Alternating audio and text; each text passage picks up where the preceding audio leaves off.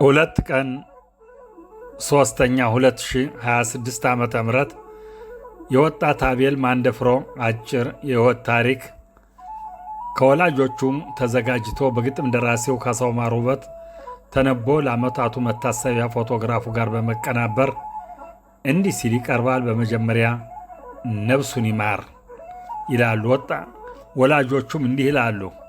ወጣት አቤል ማንደፍሮ የተወለደ እንደ አውሮፓ ዘመን አቆጣጠር በ10 ቀን 10ኛው 1995 ዓ.ም እስራኤል ሀገር ከአባቱ ከአቶ ማንደፍሮ መንግስቴ እና ከእናቱ ከወይዘሮ ፍትጌ ተረፈ ተወልዶ በወላጆች እንክብካቤ በትምህርት ታንጾ አድጎ 3 ዓመት ውትድርና ግዳጅ አድርሶ በሥራ ላይ እንዳለ ከዕለታት አንድ ቀን ጓደኞቹ ጠርተው ወስደው በአሰቃቂ ሁኔታ ገደሉት። እኛም ልባችን ተሰበረ። ወጣት አቤል ማንደፍሮ እንደ አውሮፓ ዘመን አቆጣጠር በ3 ቀን 6ኛው 2025 ዓመተ ምህረት በተወለደ በ31 ዓመቱ በአሰቃቂ ሁኔታ በሰው እጅ ተገደለ። ነፍሱን በሰማይ ይማር ብለው ከዚህ የሚከተለው ግጥም ጉርጉሮ እንዲህ ሲል ይቀርባል። በሞት ከተለየ አቤል እንዴት ነህ? አሁን ለምን ጊዜው ደረሰ ዓመት? ሙሳይቱን ጋግረን ቄሶች ሊፈቱህ አትሰማም እንጂ በንባ ብንጠራህ መንግሥተ ሰማያት ገነት ያዋርስ። እበላ በላ ሲል እንደ ልጅነቱ ማን ያነሳበት ማዱነን ከፊቱ ማልዶ ገሰገሰ አቤል ወጣቱ ካልጋው ወረደና ተኛ ከመሬቱ በንባ እየጠራ ነው እናትና አባቱ ታስሮ የኖረው ቄሶችም ሊፈቱ በዝናብ አይበቅል ወይም በደመና አቤል ተማሪ ነው ዘር የለውም ገና ታንጀቴ ተቋጥሮ ተረግዞ እንደገና አቤል ልትዳር ነህ ተሎና ተሎና አትቀራለህ ብላስ እናት መቻምና 1 ዓመት በሙሉ በጾለት በልመና ከቅድስቲቱ አገር ራብ ከሌለበት ንጹሕ ደም የሚያፈስ ወንበዴ በዛበት የአባትና የእናት እየቆረጠ አንጀት ሳይመለስ ሲቀር ልጅ ወጥቶ ከቤት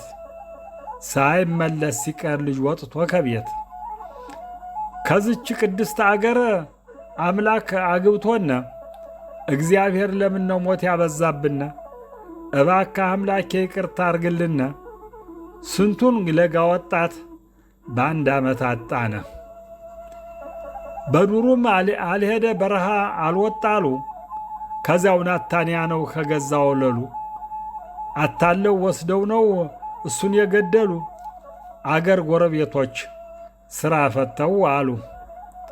ወጣቱ ልጃችን አቤል ወለላ ጦሙን እያደረ እንዴት ሆዱ ሞላ የእናቱን የአባቱን አንጀት እየበላ ዓመቱ ደረሰ አይኔ እንባ እንደሞላ እህቶች ወንድሞች ጎረቤቱ ሁላ የተቀጣው ልጅ መላክ የለመደ ጓደኛው ቢጠራው ብድግ ብሎ ሄደ።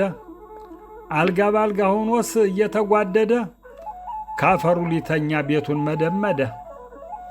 ፍቃደኛ ልጅ ነው ለእናቱ ለአባቱ ከላይኛው ዓለም ተሰራሉ ቤቱ። ገና አልተዳረ አልመጣች ሚስቲቱ አፈር ሰሌን ለብሶ ተኛ ከመሬቱ አፈር ሰሌን ለብሶ ተኛ ከመሬቱ።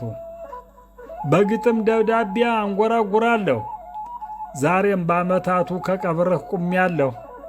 አትሰማምኝ እንጂ በንባ ጠራሃለሁ ስምህን በዜማ በግጥም ጽፌያለሁ። ወይስ ሞኝ አይደለሁ አልባል ሕፃን ስምህን እየጠራሁ የማሰማኝን ትመጣለህ እያልኩ እያየሁ በሩን ለካስ ቁርጡ ሆኗል መለየታችን። መንግሥተ ሰማያት ይማር ነፍስህን ይላሉ ወላጆቹ። እኔም የግጥም ደራሲው ካሳው ማሩ ውበት ይህንን አንብቤ ለዓመታቱ መታሰቢያ እንዲህ ሲል አቀርበዋለሁ። ነፍሱን ይማረው።